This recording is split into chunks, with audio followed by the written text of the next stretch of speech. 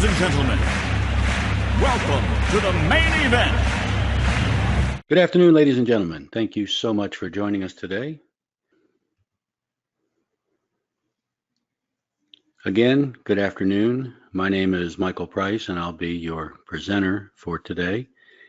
And I waited a while to finally put the final slides together because I came up with a bunch of new information, which, quite frankly, had me a little confused, but I believe it's going to work out all right for you as we continue. Again, welcome and thank you for joining. We're going to last about 30 minutes today. There will be questions anytime. Please feel free to type them in. And even have a surprise for you at the end. Who am I? Those of you who have been here before and are signed up for the full series, which unfortunately you can't do with one click, but look in the near future to see that change. I am a service-disabled Vietnam vet, and I can actually remember it like it was yesterday, which was 40-some years ago. 1969, back before a lot of you were born, remember? I am the oldest GSA consultant, and not necessarily just GSA. For many years, I've also been persuaded to help folks with regular RFPs and such, but really just a pain. In 1987, I made the decision to only concentrate on GSA, and in 96, when we started all of this automation and technology, I was on the beta team for a couple of the programs that those of you who have been through the process already know about, and unfortunately not everything that we suggested got incorporated. But why do I do this? I enjoy it. I enjoy people like Dell earning $1.6 billion as of a couple of years ago in government revenue. And if you look at our website, which there'll be links for that near the end, and there's been some big names that have come in and gone out, and of course, once they become rich, they don't remember who brought them to the party. So really the way to sum it all up is experience matters. There are many, many companies out there that do what we do, and please be careful when you're looking at those folks, because not everything is what it appears, as I've found out over the years. Today's agenda and what you can expect. We're going to talk about the Trade Agreements Act, which is also alongside its sister act of the Buy America Act. Sometimes the two are used interchangeably, and I'm going to demyth that for you today. I like working on the premise of myth versus reality, so we're going to help you out there. Why is it important? How you can use it? And one very important thing that I've never heard anybody else discuss in any presentation is waivers. Yes, there's a way around it. What is the TAA or the BAA? Having lived in the DC area for 33 years, we live on acronyms. Congress passed this in 33, the Buy America Act. American-made goods. That's really the summation of it. It was altered in 79, and it became the Trade Agreements Act. This is something I really wasn't that aware of. The Buy America Act applies to acquisition over the micro purchase threshold, which I say 3,000, it's been up to 3,500 now. But then again, there's some of the acquisitions are still 3,000, so I erred on the safe side and went with the lower of the two. What, you say? Let me explain. The TAA gave the president, whichever one happens to be sitting there, the authority to waive those requirements under the Buy America Act. They're delegated by the U.S. Trade Representative. Again, another acronym. They've waived the eligibility for products covered by various trade agreements. Enter the Trade Agreements Act or the North American Free Trade Agreement. Taiwan, folks like that, folks that we know and trust and have actual trade agreements with.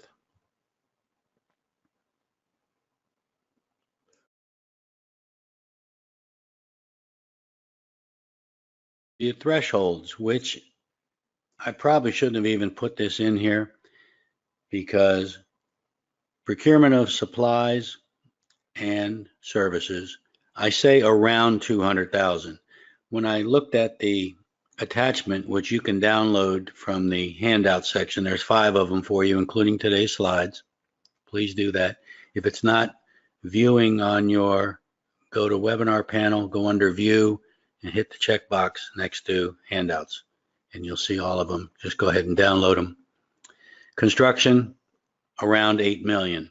Depending upon what it is, the $200,000 threshold goes down a little bit on a couple items based on where they're coming from, and it goes well above 200,000 on some of the others. So I played it safe and shot the lower of the average. How does it work? Here is where the trick comes in, and it was taught to me by a contracting officer at GSA many, many years ago. The products that you offer to the government, I don't care whether it's on a contract, open market, RFP, RFQ, pick an acronym, it doesn't matter. They must be sourced from an approved list, which you have in your handouts, by the way. It may be sourced from a non-TAA country if, and here's where the trick came in, taught to me by a contracting officer. And I'll explain this with a real life example as soon as we're finished. If it undergoes substantial transformation into a new product of commerce, it's considered acceptable. Here's the explanation. Many, many years ago, I represented a company called Hyundai. Everybody knows them for their cars. Very few people know that they actually still produce today computers. South Korean company, they weren't on the trade agreements list or the Buy America list, and they couldn't figure out why I told them I couldn't represent them. What they did was they had, this is back when the 386 was the king. It was the fastest computer known to man, below a Cray, of course. They were trying to sell their computers to the government and were running into all kinds of roadblocks and everything else because they really couldn't explain what was going on.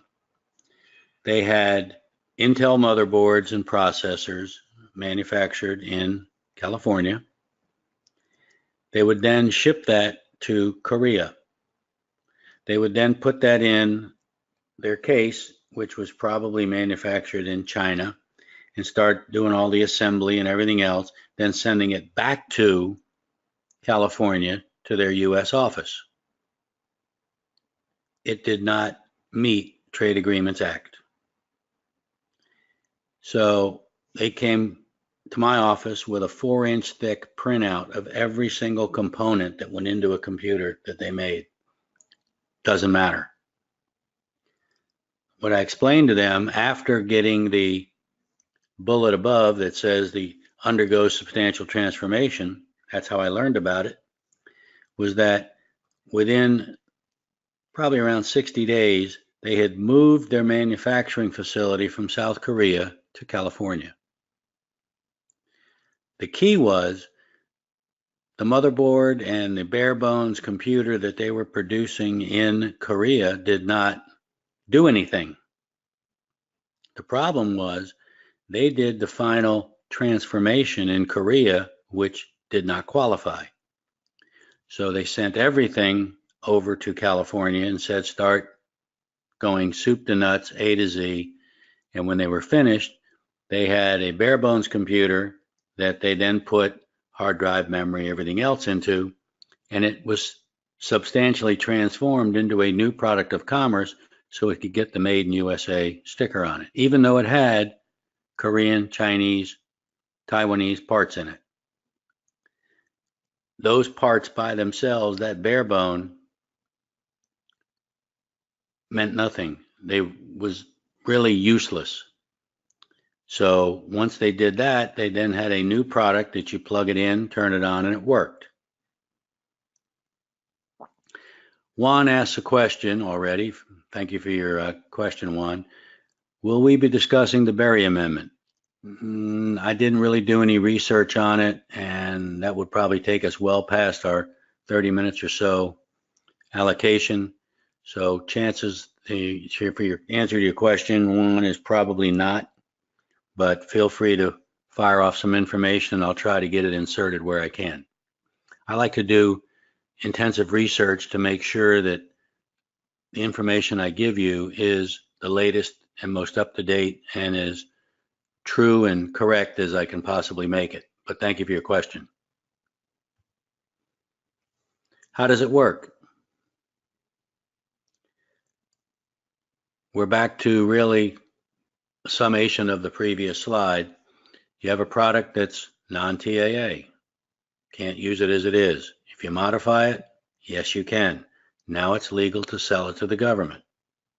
Now, I will tell you, I don't know about regular open market RFPs and IFBs and all the other stuff, but I will tell you that on GSA, Senator Schumer, about a year and a half ago, probably 2 years by now, came up with a recertification process that everybody had to recertify their Trade Agreements Act, source of supply, and what's called COO, country of origin. There's those acronyms again. I should probably do a webinar just on acronyms, make everybody's head spin. So we spent 2 weeks recertifying 186,000 line items on a particular contract that we had for a client. It was tough, even though we did it in the beginning. And we figured at the same time, let's just add our UPC codes. So those of you thinking about putting products on schedule or even on a regular contract, you might want to think about, because it's coming and it's going to be mandatory, get the UPCs now. What is a waiver? How can I sell something that the guy just said 2 slides ago that you can't do it? There's a reason. The head of the agency can make that waiver. Let's say, for example, and I'm trying to think of where we actually had a waiver on a particular item, that there was no U.S. manufacturer that made it. I'll stick my head out on this one. Let's take the iPhone. It's not made in America. It's made in China. But those specs are exactly what a particular government agency wanted. So therefore, there was non-availability of a U.S. made manufacturer of that product. So the contracting officer determined that you could buy it directly from China, which in this case was still Apple, but it was manufactured in China. Or the product has an unreasonable cost.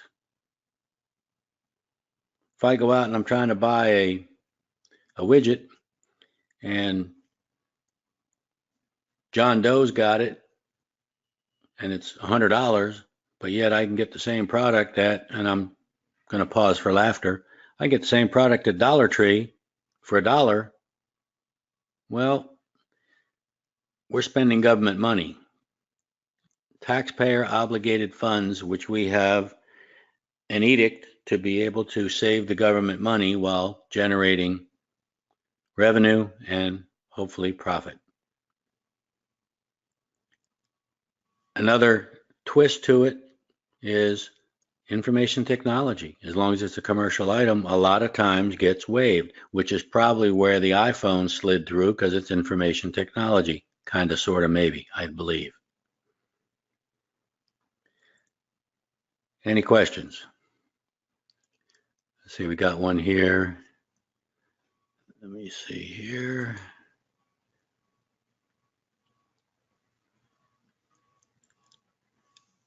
In your slides, you'll see the explanation on what substantial transformation is, like I explained with the Hyundai story, that as long as you get the product, you plug it in and it doesn't do anything, and then when you're finished with it, it does something, that's substantial transformation.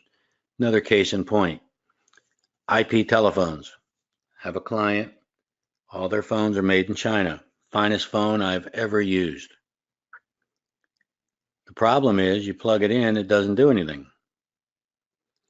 We actually had a clause when we added it to their GSA contract that said this phone must be provisioned by our shop before we can deliver it. You can buy it, but we can't deliver it until it gets provisioned.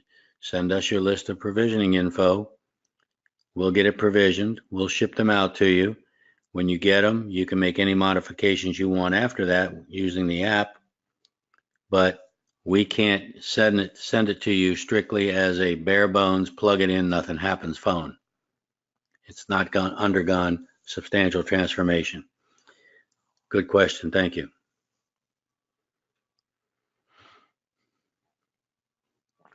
Any other questions here? Just have a couple slides left. We usually get all our questions at the end when people are running out for lunch. I do have a special offer for you. Let me get that out of the way. And I generally have tried to non-commercialize all of these webinars. And those of you who have attended, you've never seen this before. If you're interested in obtaining your own GSA contract, this was partially a test that we did in 1994. And truth be known, I lost a bet, so I have to try this to see if it works. We had a kind of a little focus group, and I got beat up pretty bad. So if you're interested in getting your own GSA contract, and I'll tell you why you need it as soon as I'm finished with what I'm going to say, we'll do it for you, full service, for 1 year for $6,000. If you already have one, we'll help you manage your contract, actually pretty much do everything for you, all the mods and everything else, for the same amount of money. You'll see the contact information at the end.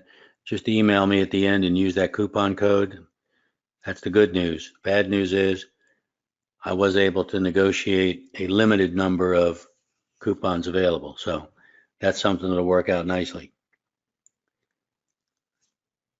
Hopefully it works out nicely for you. Obviously the coupon is very easy to look at and memorize.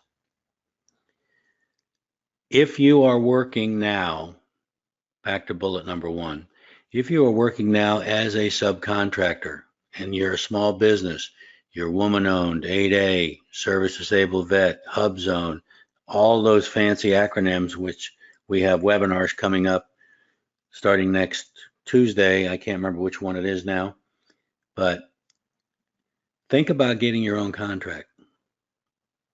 But I will tell you, and I tell this to every single attendee group at every single webinar that I do, of the 650,000 companies registered to do business with the government on SAM, we all know, love, and hate SAM for what they've done to us. Almost 70% of you do not accept credit cards. It's a requirement for that micro purchase threshold requirement. It's optional if you're over the micro purchase threshold. But if somebody's going to accept a credit card for a $100,000 order, why wouldn't you accept the card? Now, on our website, you can click on the PowerPay logo and get a flat 2.1%. This is something I worked with this gentleman. He attended a webinar many years ago, and I send everybody to them. And unfortunately, I don't get a lot of thank yous from the folks that are saving money. I've seen folks with discount rates on credit cards up to 5%. You can't stay in business, especially if you're working on a 10 to 15% margin. You're giving away a half to a third of your profit just to accept a credit card. It's not fair. It's not good. 2.1. They're wonderful. Just use the link. It'll put you on a expedited application right on our website. I probably should have shown you a screenshot, but you can go there. You'll have the links all at the end. Why can they do this and why is there no risk? Because the government never does a chargeback. They know where you live. They can just go in and take it out of your bank account. Because if you are reporting your sales like you have to every quarter on GSA, you're paying your industrial funding fee, which is another 3/4 of a point out of your profit. But the good news is you can add that 3/4 of a point onto your pricing at the end. So you're really not paying for it. The agencies are. Let's talk about maintaining contracts. Felicia, excellent question. That's what I like, is a gun-toting woman. So yeah, you can send a little smiling face next. Are there any restrictions with, I assume them means the government or GSA, for gun manufacturing? If you work for a manufacturer, you already know that the ATF's involved with all your permits and everything else. Yes, you're going to have to do a ton of work on explaining, if you will, and certifying and licensing and everything else. To my knowledge, I've never seen any place that in the government that says restricted. But if you've got a copy of the new SIG concealed carry, I'd be interested in talking with you. I saw the review and the video on it. It's pretty cool. Excellent question. Thank you. What about managing your contract? Let's say you want to bid. Wait a minute. We have another Jean-Pierre. Welcome. Canadian manufacturer of Schedule 75, which is, I assume you're talking about the office products. Should we try to get a contract or leave it to our resellers to do? Wonderful question, Jean-Pierre. Thank you so much. That's about the amount of French I know, by the way. Let's talk about manufacturer versus reseller. Quick story, Microsoft does not have their own contract. They leave it to their resellers to put Windows and all their other products on their contract. Well, here's the problem.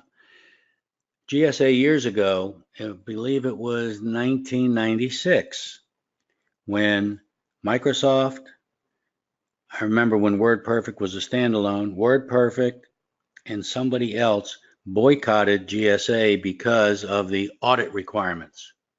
Now, the way the regulation reads on audit, if you as a prime or a sub, Jean-Pierre is asking if they let their resellers do it, that would make him a sub. This is a long answer, Jean-Pierre, I apologize, but when I'm finished, you will absolutely, positively understand everything there is to know about why you should get your own contract. I just gave you the answer. If the anticipated sales on that contract exceed $10,000 anticipated, both the manufacturer and the reseller who has got it on their contract are subject to the same audit restrictions. An old company, I have no idea if they're still in business, GTSI out of Virginia, would tell manufacturers, let us have your letter of supply and put you on our contract and you'll never have to worry about being audited. Well, we call that the GTSI law. GSA changed it because what was happening was unscrupulous manufacturers were hiding behind the reseller and using bogus pricing. They all got caught. So the difference is, Jean-Pierre, to answer your question further, is if you use me, for example, if I have a contract to put you and your products on my contract, number one, there's no guarantee that I can get that modification approved. Number two, if I do, it's going to cost you between 15 and 30% of your profit for me to put your products on my contract for one very important reason. And I know everybody's sitting here right now saying, I know exactly. I'm making money for doing nothing. I'm making 15 to 30% just to make sure your product line stays up to date on my contract. It's all about me. Here's the bad news, or the worst news. You can't accept an order. Whether you're Canadian or US manufacturer is irrelevant. The bottom line is, if an Air Force base in Boston decides they want to buy your products and they call you up, say, do you have a contract? You can't say yes. You have to say no. Well, we do have resellers that have a contract. So you just let that order float out the window. You'll never see that revenue directly. What you'll see is the reseller ordering from you, and you're giving up 15 to 30%, plus the fact you're selling it out at wholesale and not retail less a discount to GSA. Kind of a long-winded answer, but it's the truth, the whole truth, and I'm sticking with my story. We did a contract for a gentleman in New Jersey about 4 years ago, and very unique situation. They were a manufacturer. They were also reselling product, but what they did was they were actually the company that manufactured all of the CDs and DVDs for Polaroid under license. Everything they manufactured had Polaroid's name on it. They were the manufacturer. They put it on their contract. Contracting officer came back and said, you need a letter of supply for Polaroid. I turned around and said, they're the manufacturer.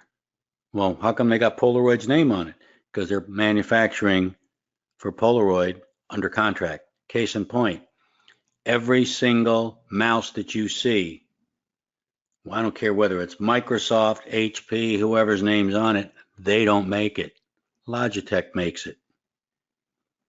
Same thing with those Bluetooth earpieces that you put in your ear when you're on your cell phone. Jabra makes it for almost everybody. Motorola got into business, but anything that has a name other than those two, it's made by Jabra, which is GN Netcom. And they're out of Boston. They happen to have been a client. Jean-Pierre is back again. Wonderful, sir. We have seen a number of misstatements on COOs on GSA Advantage. It's actually gov, not org. If you see GSAadvantage.org, it's not a government website. It could be part of that scam outfit. Can't say for sure. I haven't looked at it. Might be part of the scam outfit that'll say anything to get your money. Certificate of origin.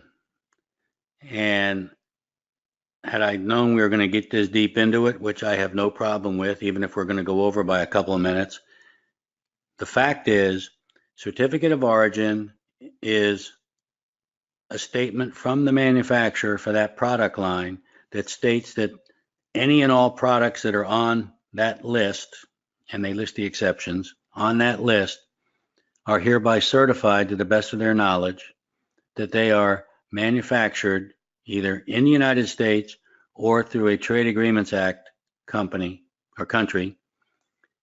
And that's all the government requires. I have a whole folder full of COOs.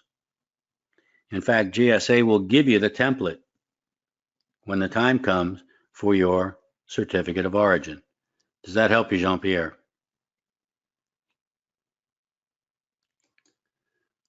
All right, let's move on. I got some helpful links for you. Jean-Pierre, by the way, give me a call when we're finished. I have a conference call at 2 o'clock, so we're going to end here about the next 5 minutes or so. If you give me a call, I'll go over a few things with you and afford you the opportunity for the special. And the last time we did this, by the way, was, I believe, 94, 95. I can't remember. That was so long ago. Jean-Pierre will be on the last slide. You'll be able to pick that up and download your slides. You'll have it as the last slide anyway. We tried this once before, way back when. It's been over 20 years. I'm getting old. We tried it in the mid-90s, I'll just say. And within about 2 or 3 days, we had 20 folks signing up for that special program. It's a steal. Remember, experience matters. We've got over 32 years experience doing this. And it's not really second nature, it's an addiction. And I hate to admit that, because I don't drink, so I have to have an addiction. When you pull your slides, ladies and gentlemen, it doesn't do any good to click on the screen, by the way, because it's not going to work. I could make that, but I want to keep you here for one more slide, and then you can go grab lunch or do whatever you need to do and move on from there. First thing let's find out is, do you qualify for a GSA contract? If you need help getting it done, you've got the promo code. Why does experience matter? Read a little bit of the background about us, mainly me, I guess, because I fired everybody a few years ago for fraud. I hope they're enjoying their, what's it called? The Gray Bar Hilton meals. Upcoming webinar schedule. I must admit that I've been a little remiss in getting the rest of this year's webinars listed. I think I got 6 or 7 more to go. And to answer the question, it hasn't been asked yet. This video will be up on the website later today. I try to get it within an hour. That would be under our videos. You can see some TV interviews, some live presentations. In fact, we'll be in Orlando next month for the annual Voice over IP conference. Those of you that are in the Voice over IP arena. One, let's see what you got here, my friend. I use resellers to not have to be responsible to giving the best discount to my reseller and being audited. You are going to be audited. If they get audited, you get audited. Juan, let me make that clear, re-clear again. I want the freedom to discount depending upon quantities and not be responsible to advise GSA that I've sold at a better price. Is this a good approach to avoiding having to watch the pricing being offered to GSA vendors, being audited, and the best price offered to GSA? Let me just reiterate. You will be audited, guaranteed, and I'll bet your life on it. I've seen it happen far too many times. If that reseller sells more than $10,000 worth of your product, it's kind of a deceptive way of going about it, but GSA is going to look to you or look to your prime, whoever that reseller is, he's the prime, and he's going to say, okay, what are your discount policies? What do you discount to the end user, retail, walk in and buy it? What do you have for education? What do you have for state and local? What do you have for government? What do you have for your resellers and distributors, distribution channel? He has to disclose all those discounts. Let's assume he doesn't do anything with retail or state and local or education. 90% of his sales go through resellers or distribution, depends upon how you're listed with him. If you're a distributor or a reseller or a manufacturer, either one, GSA is going to target that price, that discount for them, and allow them, let's say it's 50%, which is typical in the computer world. If 90% of his sales are at 50% discount and he's offering the government 10%, it's not going to work. He's going to have to give a much better discount, which is going to put pressure on you. And if you lower your price to him, he has to report that to GSA that he gave a better price or got a better price from the manufacturer or distributor. It's all audited. Hence, you will be audited to verify your pricing with invoices back to your reseller. Your best bet, and I'll tell you right now, GSA was created as a best value solution. Forget that. I've been preaching it for 30 years. It's not that way anymore. It's a price war out there. But here's the good news.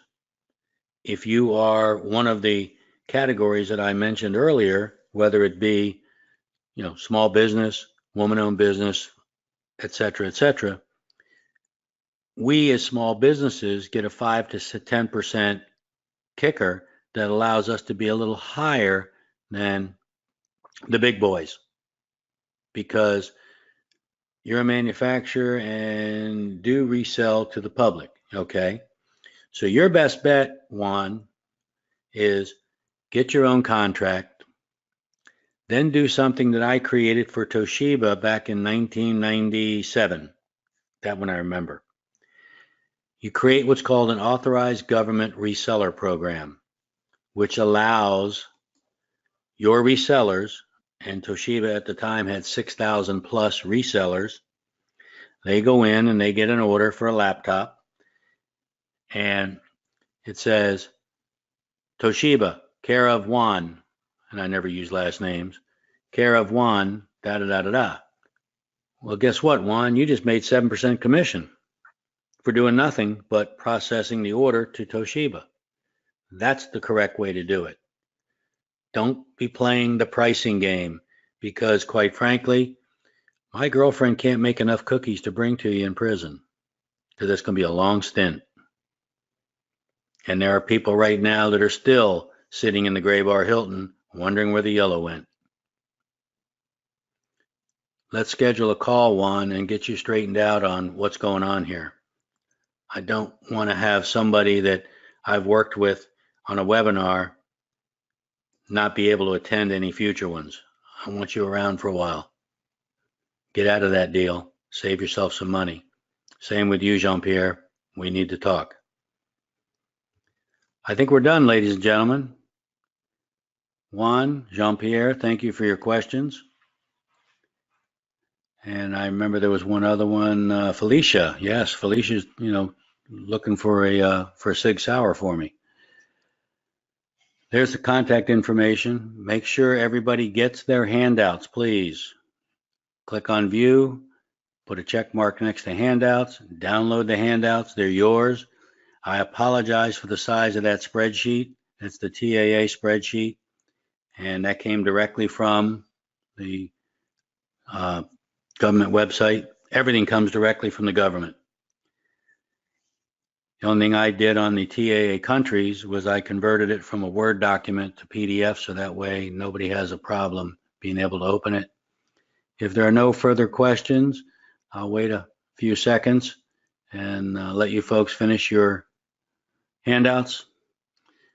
You will get an email at the end from GoToWebinar with your certificate of attendance, which is kind of something new and kind of cool. It just makes it look good. If somebody says, if you ever attended a webinar, you can show all your certificates. Don't print them. You don't need to. Don't waste the paper.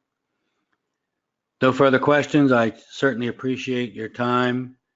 Unfortunately, or fortunately, we ran over, but I believe there was a lot of good ancillary information that we were able to discuss today, and look forward to seeing everybody on next Tuesday's webinar. I apologize for not remembering exactly what it is, because there's so many going on, and I still have to put them all together. Jean-Pierre, thank you. Juan, thank you.